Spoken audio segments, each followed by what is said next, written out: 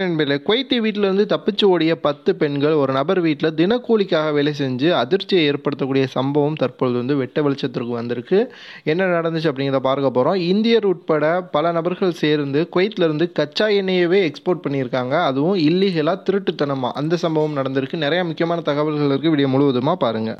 முதல் செய்தி, குவைத்தில் மஹப்லா பகுதியில் ஒரு அப்பார்ட்மெண்ட்டில் குவைத்தி வீட்டிலேருந்து தப்பிச்சு வெளியே ஓடி வந்த 10 பெண்கள் ஒரே ரூமில் இருந்திருக்காங்க. இவங்களை யார் கண்ட்ரோல் பண்ணியிருந்திருக்கா அப்படின்னா, குவைத்தில் பெடூன்னு சொல்லுவாங்க. அதாவது குவைத்தில் அகதிகளாக இருக்கிற ஒரு நபர் தான் இவங்களை கண்ட்ரோல் பண்ணி தினக்கூலிக்காக டெய்லி சம்பளத்துக்காக அவங்கள வேறு இடங்களுக்கு வேலைக்காக அனுப்பியிருக்காங்க. இது எல்லாத்தையுமே இவர் அவருடைய ரூமுக்குள்ளே வைத்து செஞ்சுருக்காரு. அவரை தற்பொழுது கைது செய்திருக்காங்க. அது மட்டும் இல்லாமல் அந்த 10 பெண்களுக்கும் உரிய சட்ட நடவடிக்கை எடுக்கப்படும். அவங்க சொந்த நாட்டிற்கு அனுப்பி வைக்கப்படுவாங்க. அதாவது கஃபீலோட ஏதாவது பிரச்சனைகள் இருந்துருந்துச்சு உண்மைதான் அப்படின்னா அவங்க சட்ட ரீதியாக அவர்கள் அணுகி அவர்களுடைய சொந்த நாட்டிற்கு அனுப்பி வைக்கப்படுவாங்க அப்படின்ட்டு சொல்லப்பட்டிருக்கு.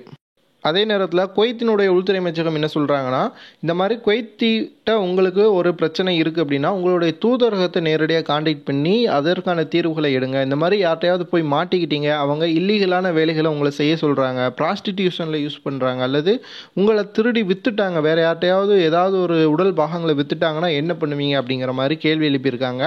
ஸோ குவைத்தி வீடுகளில் குவைத்திகளுக்கும் உங்களுக்கும் பிரச்சனை ஏற்பட்டுச்சுன்னா உங்களுடைய தூதரகம் வாயிலாக பிரச்சனைகளுக்கு தீர்வு கண்டு ஊருக்கு போவதை வழியை பாருங்க அப்படின்ட்டு சொல்லியிருக்காங்க.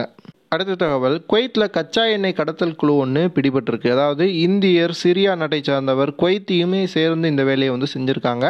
10 கண்டெய்னர் நிறையா கச்சா எண்ணெய் பீப்பாய்களை அடைச்சி அந்த கண்டெய்னருக்குள்ளே வச்சு கஸ்டம்ஸ் எல்லாம் கிளியர் பண்ணி அவங்க வெளிநாடுகளுக்கு எக்ஸ்போர்ட் பண்ணியிருக்காங்க. இது எல்லாமே குவைத்திலிருந்து இல்லீகலாக பண்ணியிருக்கிறதா தெரிவிச்சிருக்காங்க. இதில் ஒரு நபர் கடந்த 8 மாதத்துக்கு 2 தடவை இந்த கடத்தல் வேலையை செய்வதற்கு மிகப்பெரிய பொருளாதாரத்தை உதவி செஞ்சிருக்காரு. தற்பொழுது அவர் கைது செய்யப்பட்டிருக்காரு. உள்துறை அமைச்சகம் சொந்த நாடு அதாவது குவைத்திலிருந்து கச்சா எண்ணெய் போன்ற பெட்ரோலிய பொருட்கள் வெளிநாடுகளுக்கு இந்த மாதிரி திருட்டுத்தனமாக அனுப்பப்படுவதை பாதுகாப்பதை உறுதி செய்திருக்காங்க. இதில் இந்தியர், சிரியா மற்றும் குவைத்தி எல்லாருமே ஜெயிலில் அடைக்கப்பட்டு அவர்களுக்கான தண்டனை வழங்கப்படும் அப்படின்ட்டு சொல்லப்பட்டிருக்கு. அடுத்த தகவல், குவைத்தில் உரிமம் இல்லாமல் கடைகள் நடத்திய பல இடங்களில் சோதனை நடத்தப்பட்டிருந்துச்சு. குவைத்தினுடைய வர்த்தக அமைச்சர் கட்டுப்பாடு இதை நடத்தியிருந்தாங்க. இதில் 3 தையல் கடைகள், சில பெண்கள் பியூட்டி பார்லர்ஸ் போலியாக நடத்துவது கண்டுபிடிக்கப்பட்டிருக்கு. இது மட்டும் இல்லாமல் போலி பொருட்களை ஒரு வணிக கடை வைத்து நடத்திய ஒரு இடமும் கண்டுபிடிக்கப்பட்டு அது எல்லாத்தையுமே சீல் பண்ணியிருக்காங்க.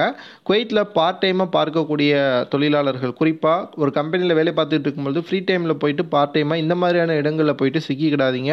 ஏன்னா உங்களுடைய ஒரிஜினல் வேலையுமே பறிபோயிரும் அப்படின்ட்டு எச்சரிக்கை விடுத்திருக்காங்க. அடுத்த செய்தி, உலகளவில் சராசரி அளவை விட குறைந்த அளவு தூங்கக்கூடிய மக்கள் வசிக்கக்கூடிய நாடுகள் பட்டியலில் குவைத் 5வது இடத்தை பிடிச்சிருக்கு. முதல் இடத்துல ஜப்பான், 2வது இடத்துல சவுதி அரேபியா, 3வது இடத்துல சவுத் கொரியா, 4வது இடத்துல பிலிப்பைனும், 5வது இடத்துல குவைத்தும் இருக்குது. குவைத்தை பொறுத்த வரைக்கும் வேலை பார்க்குறவங்க தான் அதிகம். அதனால் இந்த மாதிரியான டிஃப்ரெண்ட் இருக்கலாம். ஆனால் தூக்கம் அப்படிங்கிறது ஒரு மனிதனுக்கு குறைந்தபட்சம் 7 மணி நேரம் இருக்கணும் அப்படின்ட்டு புள்ளி விவரங்கள் வெளியிடப்பட்டிருக்கு. ஸோ குவைத்தில் இருக்க